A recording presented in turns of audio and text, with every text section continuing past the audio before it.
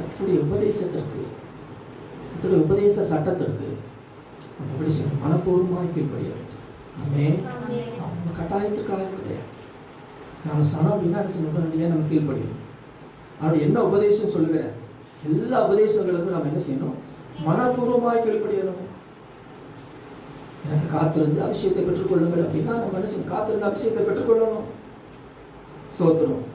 அதுதான் நீங்க ரோமர் 6ஆம் அதிகாரம் 17வது வாக்கியத்தில் எழுதப்பட்டிருக்கிறது. அதை வாசிக்கிறீங்களா? ரோமர் 6:17.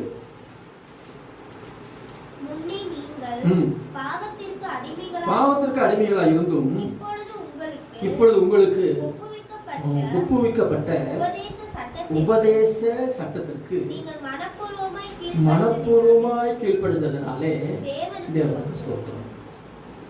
இந்த ரொம்ப சபையார் எழுதுகிறாரு, நீங்க உங்களுக்கு ஒப்புவிக்கப்பட்ட உபதேசத்திற்கு என்ன செய்தீங்க? நீங்க மனப்பூர்வமாய் கீழ்ப்பட்டதுனால கர்த்தாவே உமக்கு ஸ்தோத்திரம் சொல்லுங்க. இன்னைக்கு அந்த ரோமாபுரி சபையாரை போல நாம் என்ன செய்யணும்? உபதேசத்திற்கு மனப்பூர்வமாக உபதேசத்திற்கு சட்டத்திற்கு நம்ம கீழ்ப்படிய வேண்டும் என்று நம்ம பார்க்கிறோம். சோத்திரம். ஏற்கனவே வாசிக்கும் பொழுது இல்லையா அந்த வசத்துக்கு நம்ம என்ன செய்யணும்? கீழ்ப்படியும். நம்முடைய ஒரு காரியம். எபேசியர் 6ஆம் அதிகாரம் சோத்திரம்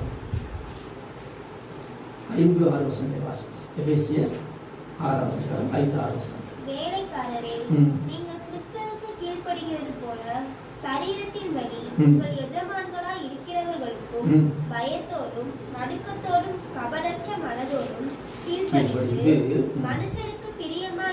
மனுஷருக்கு பிரியமாய் இருக்க விரும்புகிறவர்களாக பார்வைக்கு ஊழியம் செய்யாமல் கிறிஸ்துவின் ஊழியக்காரராக மனப்பூர்வமாக தேவனுடைய சித்தத்தின்படி செய்யுங்கள். இங்கே பரிசுத்த ஆவியானவர் அப்போஸ்தலனாகிய பவுலை கொண்டு எபேசு பட்டணத்து சபைக்கு எழுதுகிறார். வேலைக்காரரே அப்படின்னா 2 விதமான அர்த்தம் கூறும். ஒன்று உலக பிரகாரமான வேலை செய்கிற வேலைக்காரர், இன்னொன்று கர்த்தருடைய ஊழியத்தை செய்கிற வேலைக்காரர். ஆமென். அப்ப ஸ்தோத்திரம். நீங்க என்ன செய்யுங்க? நடுக்கத்தோடும் பயத்தோடும் கபடற்ற மனதோடும் உங்களுக்கு எஜமானாக ஆண்டவர் யாரை நியமிச்சு வச்சிருக்கிறாரோ அவங்களுக்கு என்ன செய்யுங்க? கீழ்ப்படியுங்க. மனுஷருக்கு பிரியமா இருக்க விரும்புகிறவர்களாக பார்வைக்கு ஊழியம் செய்யாதீங்க. பார்வைக்கு வேலை செய்யாதீங்க. சில இடங்களை பார்த்தீங்கன்னா அவங்க முதலாளி இருந்தாங்கன்னா அவங்க வேலை ரொம்ப ஜரூராக நடக்கும். முதலாளி வெளியே போயிட்டாங்கன்னா